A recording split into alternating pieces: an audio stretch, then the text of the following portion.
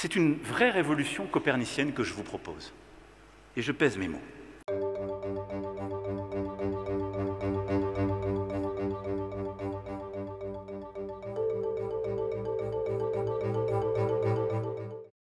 C'est pourquoi nous avons, sur la base des travaux du Grenelle, que vous avez là aussi conduit, commencé une revalorisation générale de la rémunération, il y a 2 ans, qui sera poursuivie en faisant qu'aucun professeur ne débute sa carrière à moins de 2 000 € net.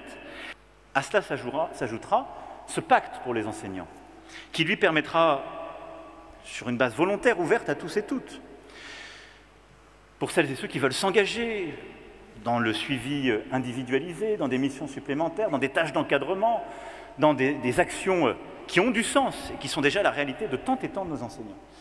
Eh bien, de pouvoir là aussi être reconnus dans cette tâche et rémunérés. Des gens ont le droit de s'engager dès le baccalauréat dans ce beau métier, d'avoir une filière qui est un peu fléchée, un peu accompagnée, valorisée, où on leur permet de consolider des savoirs fondamentaux qui seront indispensables pour exercer leur métier, des savoirs pratiques.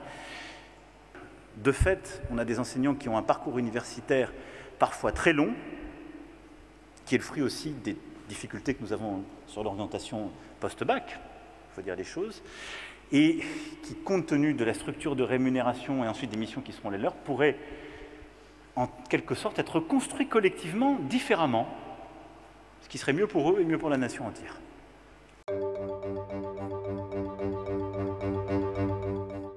Le pass culture de la 6e, c'est acter une chose.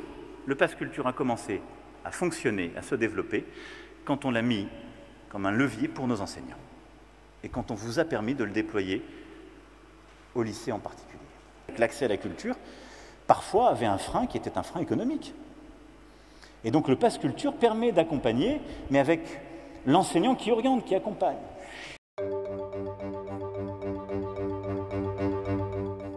Et nous créerons aussi, à partir de la 5e, une demi-journée avenir hebdomadaire qui éveillera des vocations, favorisera une meilleure orientation en faisant découvrir aux élèves de nombreux métiers, notamment des métiers techniques, manuels, les métiers relationnels, mettant en valeur d'autres formes d'intelligence que le savoir académique.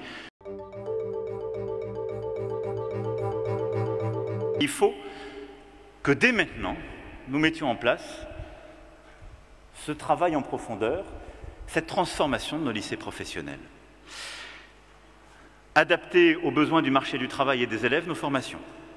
Et donc, il vous reviendra de bâtir cette transformation profonde avec les ministres, mais en confiant aux lycées professionnels l'autonomie, les moyens d'innover, de mieux préparer les jeunes